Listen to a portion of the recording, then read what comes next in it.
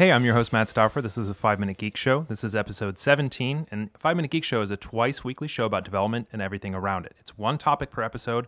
It's about front-end, back-end, mobile, project management, design, whatever. It's geeky, it fits. And I need to add entrepreneurship and bootstrapping to this because it seems to be that's a thing. I can be geeky about that. I can be geeky about a lot of things. So today we're going to be talking about entrepreneurship, surprise, from my friend Steve Jackson. So Steve and I work together, not at Titan, but we've done some business together. And Steve has 30 years of experience working at startups and creating businesses before startup was even a thing, before Agile was a thing. They were doing rapid application development, doing a lot of the same kind of work that we're doing here, but with tons of experience.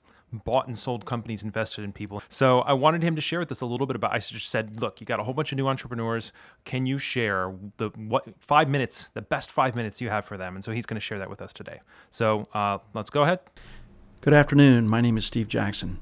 And thanks to all of you for coming and joining me on this podcast. I spoke with Matt earlier, and he asked if I'd share something with you about entrepreneurship and success and how to get there. For the last 30 years, I've been involved in creating from scratch companies in the business process outsourcing space as well as in the technology space. We've had some wins, had a couple of losses, and some things we've learned along the way. The one thing I share with people right up front is that anyone in contemplating a new business who has a copy of Microsoft Excel is an instant billionaire. That's rule number one.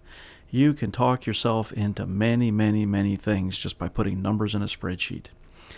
So even if you've architected your cash flows and your expenses and you've considered all of this and you really think you've got a conservative plan in place, and these are presented to me frequently as an investor, I look at them and I implement my rule of threes. Rule number one, take the amount of money that you're absolutely certain you're going to gross in whatever time frame and divide it by 3.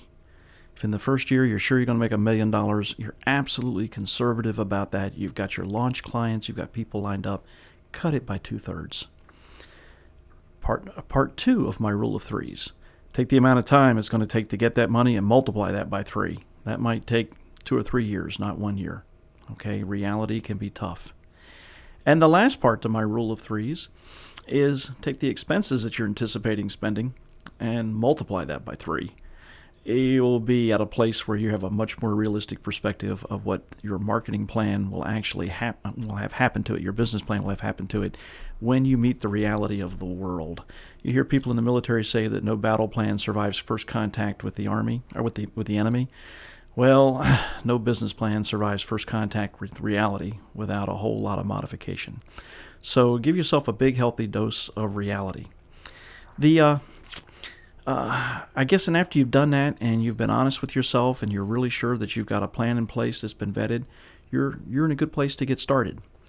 Now, the next thing when people ask me, what do I do to ensure a successful startup in a new company, is I try not to do everything myself. I build the right team around me. I outsource.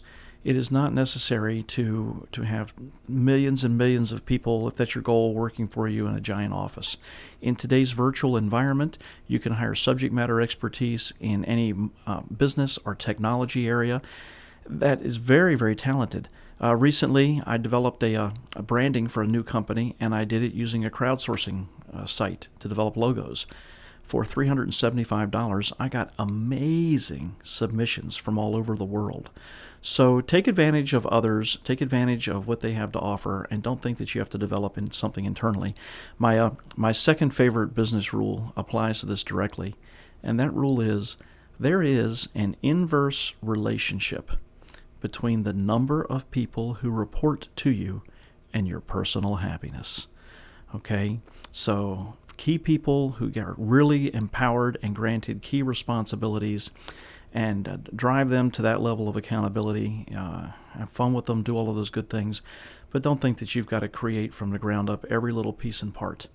In today's virtual world, staying connected, being able to have people work in different locations, not only lets you have talent with new perspectives from other parts of the world, but it also keeps you from spending a lot of money on rent. That's kind of, I always kind of thought it was funny to see at the end my P&L had changed just because we didn't have to have huge amounts of staff. So just kind of a recap. Number one, no matter how much you believe in your business plan, give yourself a little reality, the rule of threes. Take the amount of money you think you're going to get, divide it by 3. This is your revenue projection. Multiply the amount of time to get there by 3, and take your expenses and multiply by 3. And by the time you're done, if you look at that P&L and what falls out of the bottom in pre-tax profit still makes you happy, okay, and you began with a conservative plan, then you're probably in a good place. The second thing was, don't try to do it all yourself, and don't try to develop an empire. The inverse relationship between the number of people who report to you and personal happiness.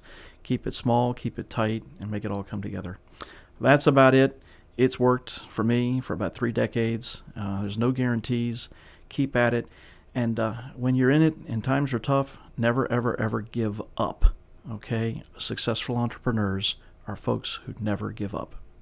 So that's it. That was Steve Jackson. I'm going to share all the information about who he is in the show notes. And if you didn't know, every episode has show notes available at 5minutegeekshow.com/episodes/ the number. So episodes/17 for this one.